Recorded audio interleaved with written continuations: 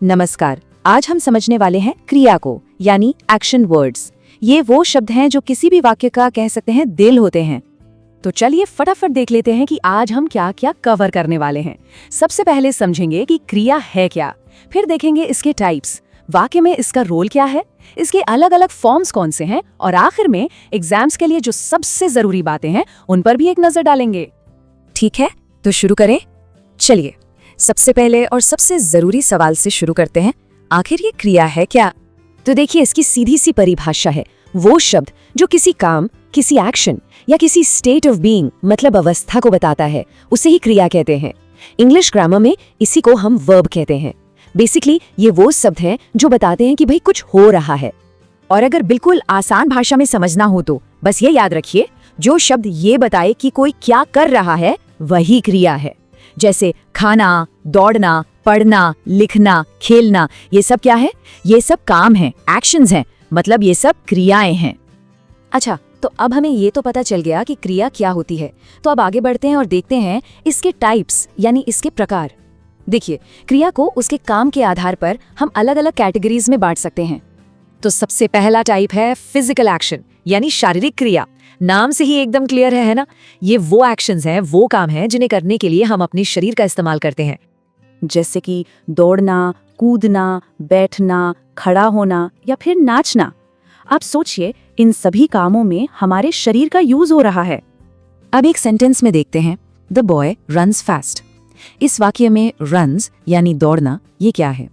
ये एक physical action है, एक शारीरिक क्रिया है। अब आते हैं दूसरे टाइप पर, मेंटल एक्शन यानी मानसिक क्रिया। ये वो क्रियाएं हैं जो हमारे दिमाग में चलती हैं, ये बाहर से दिखाई नहीं देती। उदाहरण के लिए सोचना, जानना, किसी बात पर विश्वास करना या कुछ याद करना, ये सब क्या है? ये सब मेंटल प्रोसेसेस हैं, दिमागी क्रियाएं हैं। इसका भी एक सेंटेंस देखते हैं, I think you are right. यहां पर जो थिंक है यानी सोचना, ये एक मेंटल एक्शन है। और हमारा तीसरा टाइप है स्टेट ऑफ बीइंग वर्ब्स, यानी अवस्था बताने वाली क्रिया। अब यहाँ एक इंटरेस्टिंग बात है, ये क्रियाएं कोई एक्शन नहीं दिखाती, कोई काम नहीं बताती, ये सिर्फ किसी की कंडीशन या स्टेट यानी अवस्था बताती है। जैसे कि इज, एम, आर, वॉज, वर, ये जो शब्द है ना, ये सिर्फ ये बताते हैं कि कोई क्या है या कैसा है। उदाहरण के तौर पर शी इज हैप्पी, यहाँ इज शब्द कोई एक्शन नहीं दिखा रहा, ये बस बता रहा है कि वो खुश है, ये उसकी अवस्था है, उसका स्टेट ऑफ बीइंग है।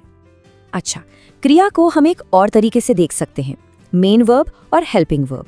तो मेन वर्ब यानी मुख्य क्रिया वो है जो वाक्य का मेन एक्शन बताती है, जैसे खाना, खेलना, जाना, पढ़ना।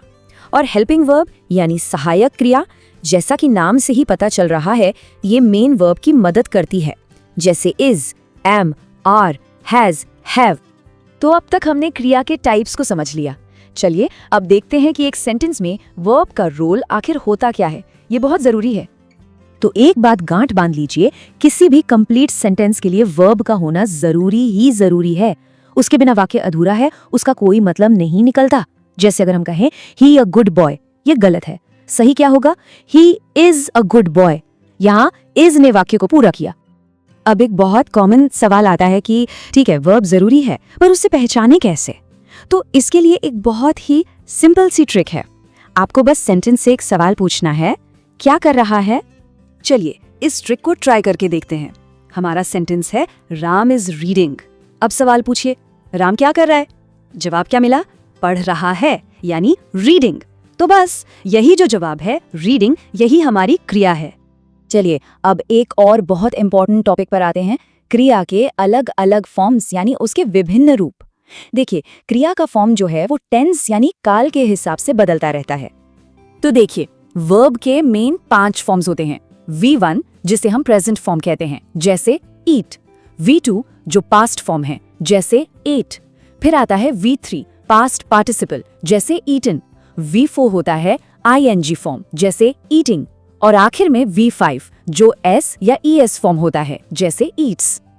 अब इन फॉर्म्स को कुछ सेंटेंसेस में देखते हैं। आई ईट फूड, यहाँ ईट वर्ब का फर्स्ट फॉर्म यानी V1 है।